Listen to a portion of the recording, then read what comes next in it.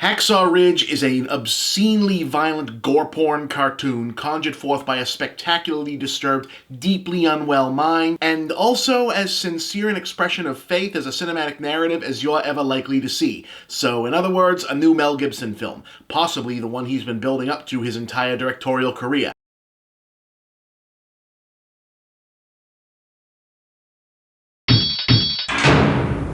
Now let's be candid about this. Not only does art appreciation mean occasionally accepting that some artists are monstrously broken people, but often that what makes them so broken and monstrous is what makes their work fascinating. Sam Peckinpah was a hateful misogynist who perfectly captured the psychology of hateful men. Alfred Hitchcock was an abusive obsessive who made incredible films about abuse and obsession, and so on and so forth. Now as a director, Gibson is not quite in that rarefied company, but by the same dynamic is definitely at play. He's possessed of a profoundly disturbed psyche driven by a toxic melange of masochism, self-hatred, masculine overcompensation, and martyr complex religiosity, and that's apparent even in a cursory glance at his filmography as director, where a gleeful approach to visiting violence upon the human body is bound inextricably to self-punishing guilt and muscular Christian sermonizing. Sometimes this alchemy finds the right vessel and out pops a great film like Braveheart. Other times you get the hate-spewing dumpster fire of The Passion of the Christ, and sometimes there's no vessel at all and you wind up on TMZ. Now, Hacksaw Ridge may not be Gibson's best film, but it's without question the purest distillation of the dark psychology that makes him and much of his work so uniquely repellent yet also fascinating. His aim is to make a war movie about faith in the form of a biopic of pacifist Medal of Honor winner Desmond Doss, a devout World War II combat medic who saved dozens of lives while refusing to so much as touch a gun as a matter of religious expression, where the horrors of war highlight the strength of the hero's conviction, except the director is clearly not horrified by the wartime violence that he conjures. He revels in it with pornographic fixation of a sex-starved teenager gingerly poring over every page of a smuggled Playboy.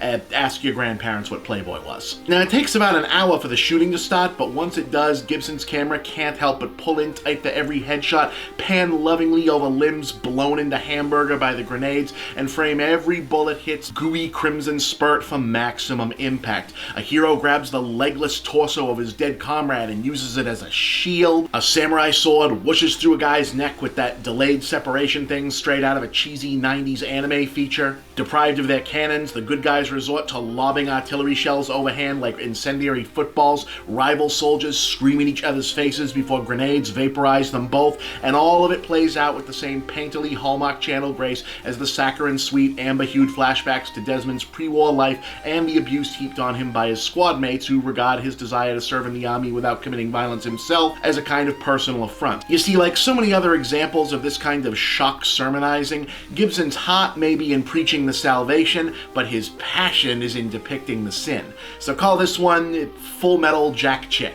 And yet, while there is genuine ironic pleasure to be gleaned in an outsider art sense simply watching the mesmerizing spectacle of what often feels like a Mortal Kombat highlight reel also trying to talk your ear off about its Lord and Savior, the fact is Gibson's grasp of storytelling and keen eye make it hard not to eventually be moved by the spectacle of it all. The actual pre-action narrative is a bit on the clunky side, and it's hard to imagine the film actually making a convert out of anyone, but Gibson's sincerity is as plain as his madness. Yes, he's turned Desmond Doss's story into a playground to indulge his near-pornographic martyr complex, but he also commits to doing right by the earnest faith that informed his subject's actions. Granted, it likely helps that the picture painted of Doss by the film's screenplay frames him as a quintessentially Gibsonian hero, very close to the director's heart. A rambunctious youth shaped by a complex love-hate relationship with a disturbed father, so profoundly mortified by a pair of childhood incidents where he nearly killed someone that he swears an oath of non-violence to God and commits to living it out even after enlisting in the army, a decision so certain to make him a target of violence on multiple fronts that the implications of Gibson's favorite subject of martyr masochism are impossible to miss. Yet another self-punishing Mel Gibson hero who refuses to do violence but welcomes it upon himself in perpetual penance. Then again, he is played by Andrew Garfield, and if I'd made those two shitty Spider-Man movies, I'd need to do some penance too. Garfield's take on Doss, incidentally, is of a kind with the film itself. He's a lanky, beaming ball of well-intentioned passive aggression whose ridiculous "aw shucks ma" accent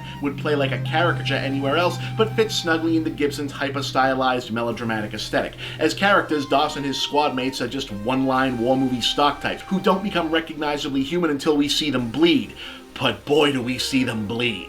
Hacksaw Ridge is a singularly bizarre work, enjoyable as an absurdly blood-drenched splatterfest of a war flick, and fascinating in the context of momentarily peering into the perverse abyss of Gibson's fixations, but also genuinely effective as a narrative about faith, even if you don't subscribe to either Mel Gibson or Desmond Doss's respective expression thereof. It's the handiwork of a madman, but this time there's more to look at beyond the madness. 3 stars, recommended, bring your boff bag.